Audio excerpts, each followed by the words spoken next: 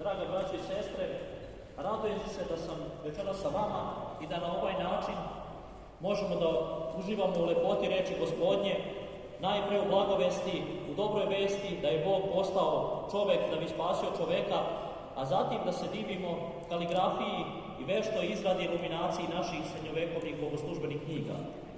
U lepoti reči prepoznaje se i lepota crteža i zato ono što izobražava reč mi se trudimo da tvorimo i evanđelje je za nas najpre knjiga života, knjiga bogosluženja i knjiga u kojoj se mi prepoznajemo.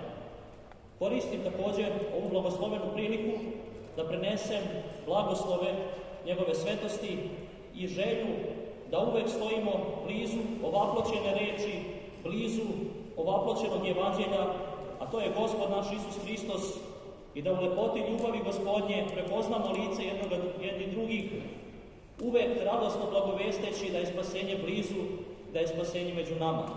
I zato, dok budemo gledali ove knjige i divili se veštini oni koji su znali da opišu sve osjećaje srca, slikajući svoje doživljaje reči, pozivam i nas da još jednom zagledamo se u lice evanđelja, nazovemo jednim drugim braćom u ovo vreme blagoslovenog posta i da se radujemo uvek poznajući lice Božije.